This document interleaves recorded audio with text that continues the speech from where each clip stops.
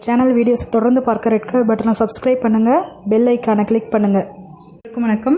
இன்றைக்கி வெண்டைக்காய் புளிக்குழம்பு செய்யலாம். வெண்டைக்காய் 1/4 கிலோ, மஞ்சள்தூள் 1 ஸ்பூன் எடுத்து வச்சுருக்கேன், மிளகாய்த்தூள் 2 ஸ்பூன், கொத்தமல்லி தூள் 1 ஸ்பூன் எடுத்து வச்சுருக்கேன், ஆனியன் 1 பெரிய வெங்காயம் 1 கட் பண்ணி வச்சுருக்கேன், தக்காளி 2 கட் பண்ணி வச்சுருக்கேன், புளி ஒரு எலுமிச்சை சைஸ் எடுத்து கரைச்சி ஒரு 1/2 கப் தண்ணி எடுத்து வச்சுருக்கேன். இப்போ வெண்டைக்காவை அந்த இந்த வளவளப்பு போகிற அளவுக்கு வதக்கி வச்சுக்கணும். ஃபஸ்ட்டு அதுக்கு நம்ம என்ன பண்ணுறோன்னா, கடாய் வச்சாச்சு, லைட்டாக கல் உப்பு போட்டுக்கோங்க. போட்டுட்டு அதில்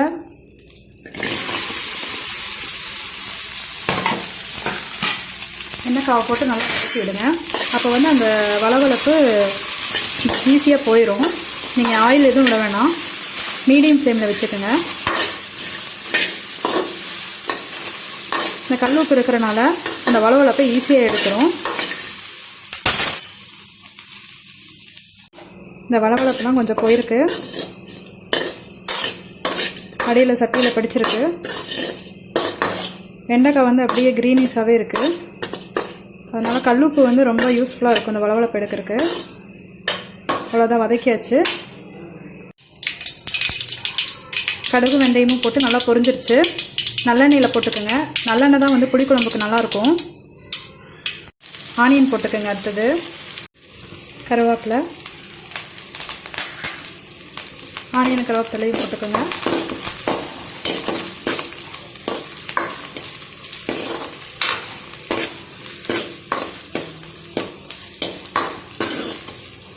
நல்லா கிளறி விடுங்க.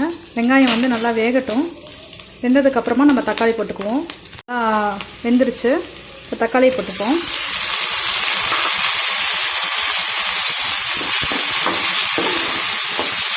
தக்காளி நல்லா ஸ்மாஷ் ஆகிற வரலும் நல்லா இது பண்ணுங்க. அப்போ தான் அந்த தக்காளியோட டேஸ்ட் ஃபுல்லாக இறங்கும். நல்லா வதங்கிடுச்சுங்க, ஸ்மாஷ் ஆகிடுச்சு.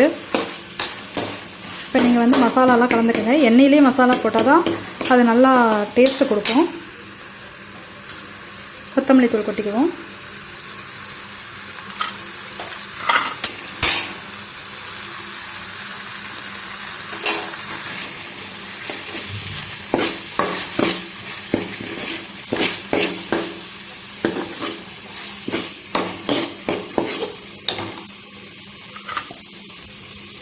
மிளகாய்த்தூள்,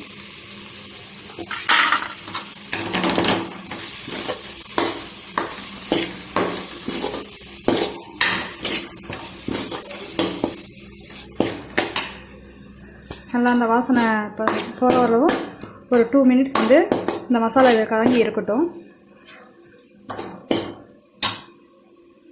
மசாலா நல்லா வதங்கிடுச்சு. நெக்ஸ்ட்டு இந்த வதக்கி வச்சுருக்க வெண்டைக்காய் அதில் போட்டுருவோம். நல்லா பரட்டி விடுங்க, அந்த வெண்டைக்காயில் அந்த மசாலாலாம் கலங்குற மாதிரி.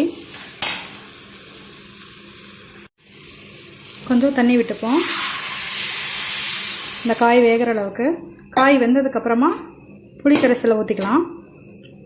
புளி ஊற்றிட்டோம்னா முன்னாடியே இந்த காய் வேகாது அவ்வளோ சீக்கிரமாக.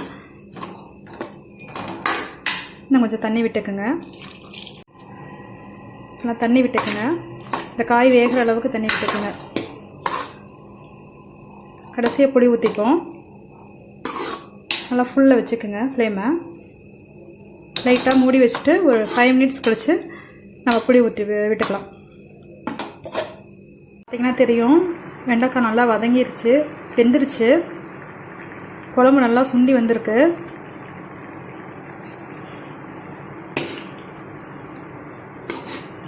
வெண்டைக்காய் நல்லா வெந்து வந்தால் தான் டேஸ்ட் நல்லாயிருக்கும்.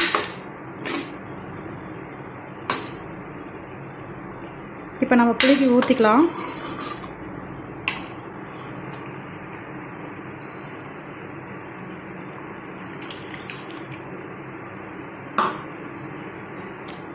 புளி ஊற்றிட்டேன். இது ஒரு 5 மினிட்ஸ் கொதிக்கணும். வெண்டைக்காய் வதங்குறதுக்கே ஒரு 10 மினிட்ஸ் ஆயிருக்கு. இப்போ புளி ஒரு 5 மினிட்ஸ் கொதிச்சு வந்தால் தான் அந்த புளியோட ஒரிஜினல் டேஸ்ட் தெரியும். உப்பு போட்டுக்குங்க. தேவையான அளவு உப்பு சேர்த்துக்குங்க.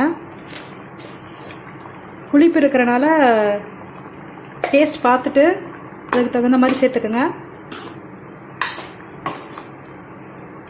நல்லா புளி கொதிச்சிருச்சு, நல்லா குழம்பு நல்லா பதமாக வந்துடுச்சு. நீங்கள் கொத்தமல்லி தூள் இந்த தூள் மிளகாத்தூள்லாம் போடுறதுனால நீங்கள் தேங்காய்லாம் அரைச்சி ஊற்ற வேணாம். இதுவே கொஞ்சம் கெட்டியாயிரும். இன்னும் ஒரு 2 மினிட்ஸ் கொதிச்சிச்சுன்னா அதுவே வந்து நல்லா கெட்டியாக வரும். புளிப்பு வந்து குழந்தைங்க வந்து ரொம்ப புளிப்பாக இருந்தால் சாப்பிட மாட்டாங்க அப்படின்னு நினச்சிங்கன்னா கொஞ்சம் வந்து இந்த நாட்டு சக்கரை போட்டுக்குங்க. அது வந்து டேஸ்ட் வந்து இனிப்பு கலந்த டேஸ்ட் கொடுக்கும். இனிப்பு கலந்த புளிப்பு டேஸ்ட் கொடுக்குறனால குழந்தைங்க நல்லா விரும்பி சாப்பிடுவாங்க.